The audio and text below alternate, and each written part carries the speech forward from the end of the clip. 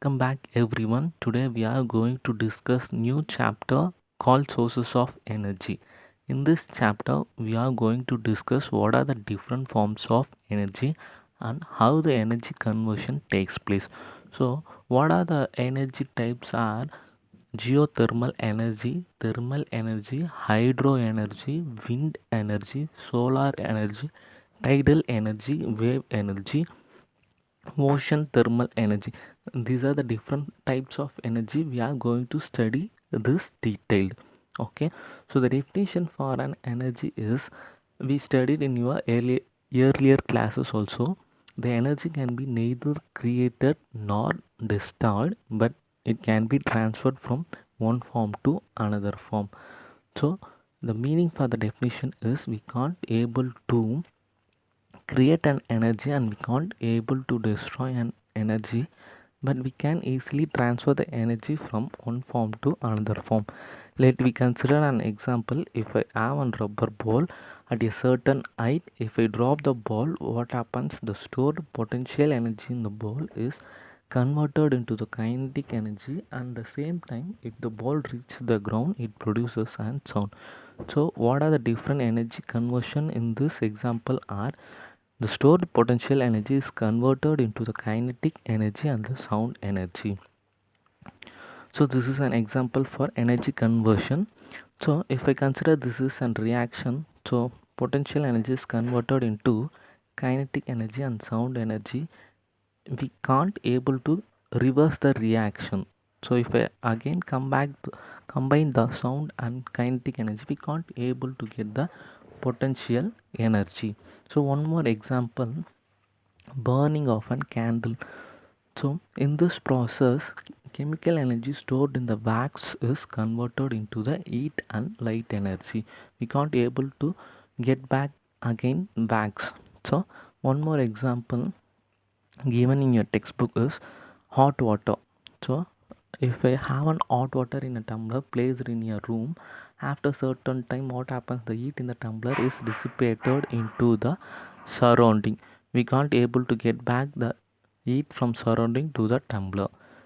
Okay, so these are the different energy conversion process. And one more thing we need to learn is energy crisis. So energy crisis is uh, defined as the deficiency of an energy. While we are continuously using an certain energy, it can be destroyed from our environmental. So consider fossil fuels. We are using this fuel as a main source today. So we are continuously using the fossil fuels. What happens? It may be depleted for the next generation. So our next topic, what is a good source of energy? So in our day-to-day life, we are using different types of fuel. For automobiles, we are using petrol, diesel, or even LPGs. So based on the application, we will choose which one is good. For heavy vehicles, we are using the diesel as a good source. How we consider the fuel is good source means there are certain points, 3 points. How much heat does it release on burning? If I consider the wood and charcoal, charcoal produce more heat, so charcoal is a good source. Second one, does it produce a lot of smoke? Smoke is a bad thing.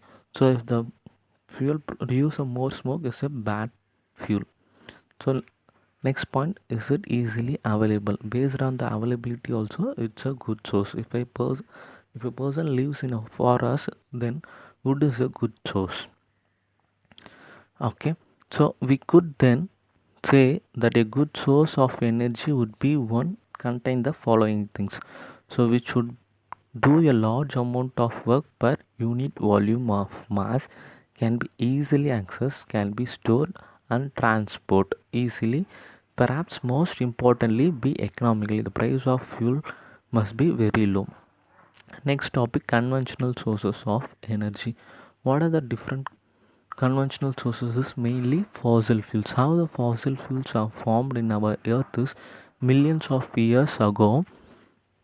Natural disasters like earthquake occurred at the time. Biomass like plants and animals are get buried inside the earth. So at the time, due to this high temperature and pressure, the fossil fuels are generated. Okay, so what are the different forms we are obtained from the fossil fuels are coal, petroleum. So coal are main source used in the thermal power plant, and petroleum are obtained from the crude oil is a main source for automobile industries. Okay, so what are the drawbacks of using fossil fuels are the fossil fuels produce an emissions, that's a pollution. So what are the pollutions means the oxides of carbon, nitrogen and sulfur are released on burning the fossil fuels. They are very acid. So this will produce an acid rain. When the acid rain occurs, the fertility of the soil will reduce. At the same time, greenhouse gas effects will be happen. It leads to increase in normal temperature of the earth surface. So in modern days we are improving our technologies to burn the fossil fuels completely. If you burn the fossil fuels completely, the emissions will be automatically reduced.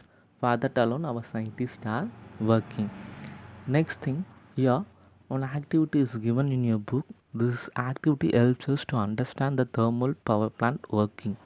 So in this activity we taken one pressure cooker, one fan like structure, it's called as turbine, dynamo and the LED bulb. We will connect as follow. So heat supply is given to the pressure cooker through the gas stoves or any other form of heat. So when the heat is given to the pressure cooker, the water we poured in the pressure cooker get converted into pressurized steam. That steam is injected into this turbine. What happens to the turbines means when the high pressure steam hits the blade of turbine, it automatically starts to rotate. Turbine is coupled with the dynamo. So once the turbine starts rotate, dynamo also start rotating. We already know that when the dynamo rotates, we are actually getting the electricity output, so the bulb automatically glows. This is the simple model to understand the thermal power plant. In this, the fuel we are using is water, and we are input the heat energy and we are getting the output as the electrical energy. Same thing we are using for thermal power plant, but the construction and techniques are different. Let me discuss the different forms with the animation videos. Thank you for watching.